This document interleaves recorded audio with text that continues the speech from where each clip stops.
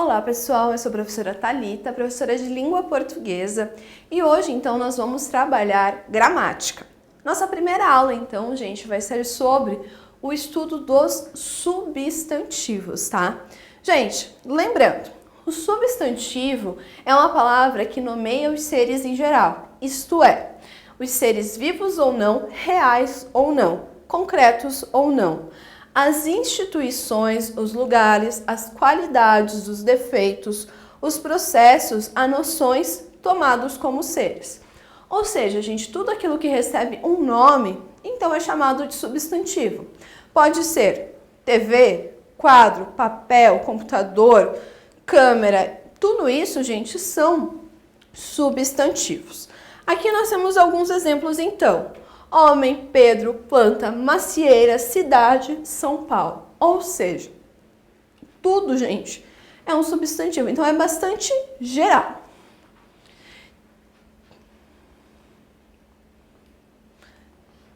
E daí, gente, nós temos a flexão de gênero do substantivo. Que, gente, essa flexão é um morfema lexical que pode sofrer flexão de gênero e número.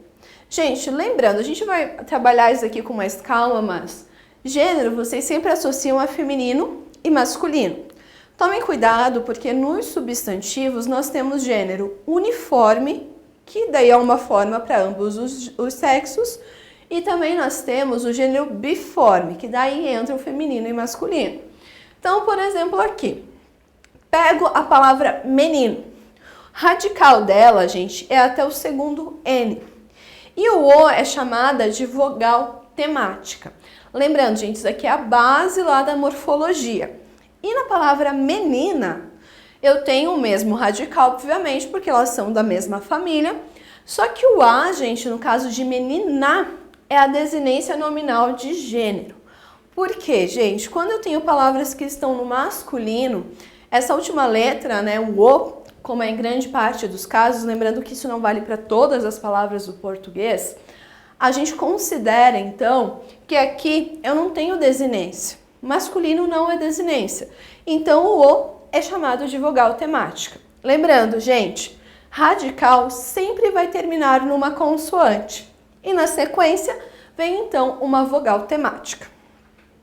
Outra palavra, gente, meninos. Segue a mesma coisa. Radical, vogal temática. Porém, gente, agora eu tenho o S. Esse S vai ser chamado de desinência nominal de número. Ou seja, gente, tem o vogal temática, mas o S, mesmo assim, ele está marcando, então, a desinência nominal de número. Lembrando, gente, eu tenho como marcar o plural. O singular eu não tenho como marcar.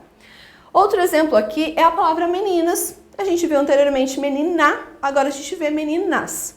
Radical continua o mesmo, nós temos a desinência nominal de gênero da mesma forma, só que agora, gente, nós temos essa desinência nominal de número.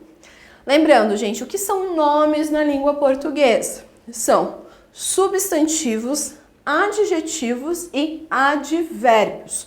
Ou seja, essas três classes de palavras, então, fazem parte do que nós chamamos de nomes. Então, elas vão ser marcadas com o S quando for plural. Também, gente, eu pego uma palavra como artista, que é uniforme, ou seja, eu vou usar o artista, a artista. Aqui, gente, o radical é até a letra T, a primeira letra T.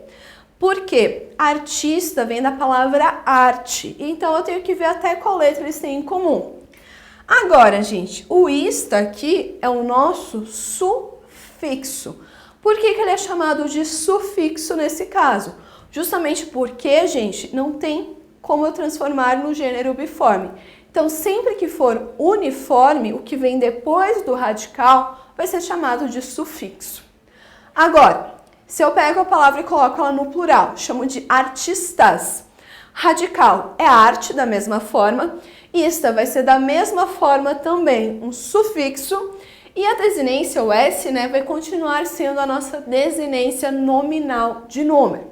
Então, cuidado, se eu estou com uma palavra que é do gênero uniforme, Eu não posso, então, gente, desta forma, colocar ali como vogal temática ou desinência. Coloco como sufixo. Aí, gente, nós temos o estudo dos substantivos. É uma palavra nuclear. Como assim? Ele tem função própria, a de núcleo do sintagma nominal. Núcleo é a informação central em torno do qual outras informações dependentes se agregam. Vamos utilizar o exemplo que está aqui no slide. Primeiramente, eu tenho a palavra livro.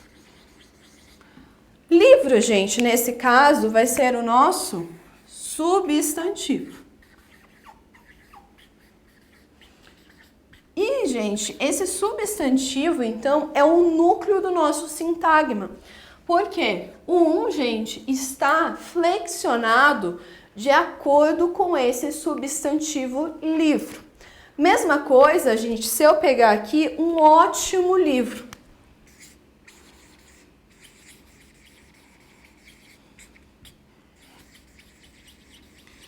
Novamente, gente, livro vai ser o nosso substantivo. Só que agora, gente, além do artigo eu tenho também juntamente aqui ótimo. Ótimo está caracterizando então o nosso substantivo. Vou chamá-lo de adjetivo.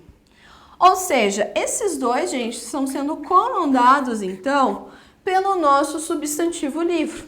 Ou seja, por isso que ele é o núcleo do nosso sintagma nominal. Porque é a partir dele que as outras palavras, que são os termos satélites, então, elas vão ser flexionadas. Por exemplo, se eu coloco um livro estrangeiro, coloquei agora o adjetivo após o substantivo. Mas da mesma forma, estrangeiro também está flexionado de acordo com o livro.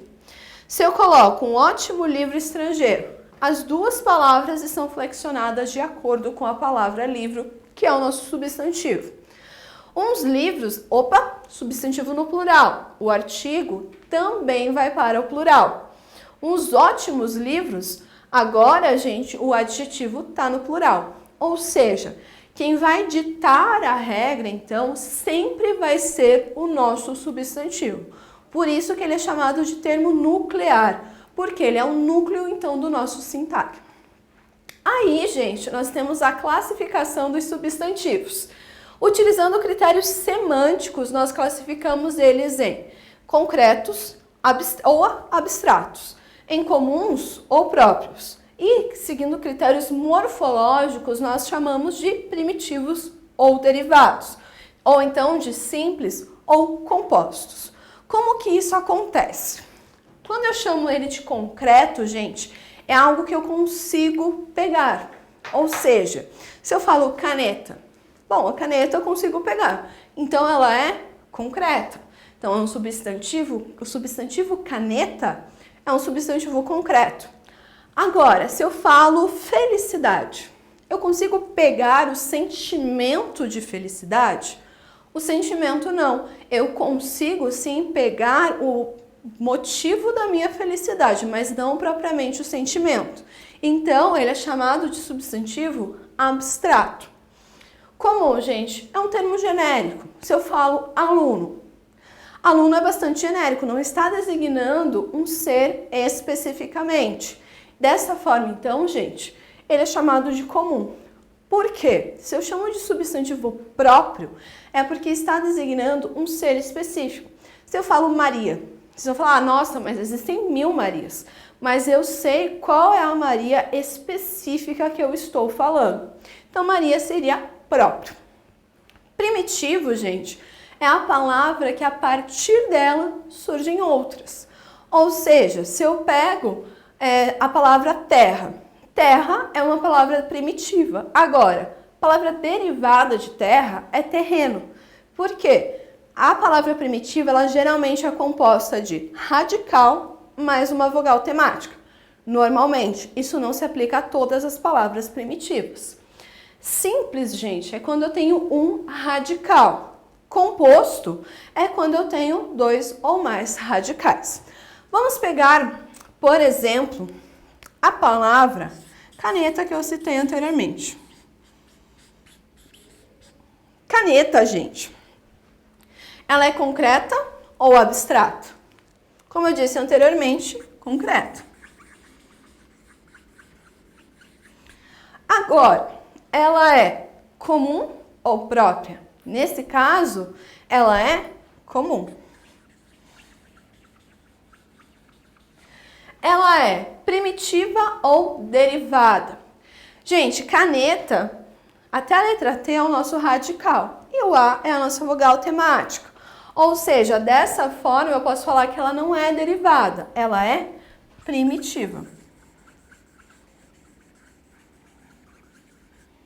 E ela é simples ou composta? Ela é simples, porque eu tenho apenas um radical. Agora, gente, se eu pego e analiso a questão de coletivo, coletivo, gente, é um substantivo que geralmente a galera tem trauma porque algum professor de português fez decorar, designa um grupo. Então, se eu falo molho, molho, eu sei que eu estou falando do conjunto de chaves. Se eu falo alcateia, eu sei que é um conjunto, então, de lobos. Lembrando, gente, eu não posso falar molho de chaves. Por quê? Isso vai constituir um pleonasmo. Eu tenho que falar apenas molho. Por quê? Já está subentendida, está implícita, então, a informação de que ali eu tenho o quê?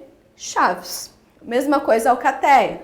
Eu não posso falar alcateia de lobos. É somente alcateia, porque se eu falo alcateia, a pessoa já subentende que é de lobos. Ou seja, gente, quando eu estou falando desses coletivos, eu não entro em consideração, então, nas demais classificações. Vamos pegar um outro exemplo. Uma palavra como girassol. Girassol, gente, é concreto ou abstrato? Ele é concreto. Ele é comum ou próprio? Comum, porque não está falando de um ser específico. Ele é primitivo ou derivado? Opa, aqui a gente tem um problema. Por quê, gente? Girassol é a junção da palavra gira mais sol. Lembrando, gente, lá nos estudos morfológicos de vocês, esse S a mais que aparece aqui, nós chamamos de consoante de ligação. Justamente porque a gente coloca aqui SS por questões fonéticas. Por quê? Para facilitar na hora da pronúncia. Então, gente, aqui eu vou direto para simples e composto. Por quê? Se é formado por duas palavras, eu sei que a palavra ela é composta. Então, gente, tomem muito cuidado, por quê? Aqui a gente sempre vai ter que relembrar vocês da parte dos estudos morfológicos. Ou seja, a questão de radical, prefixo, sufixo, vogal temática, desinências nominais, desinências verbais. Elas são a base, então, para o estudo das classes gramaticais. Bom, gente, espero ter ajudado vocês aqui nessa aula. Até a próxima aula.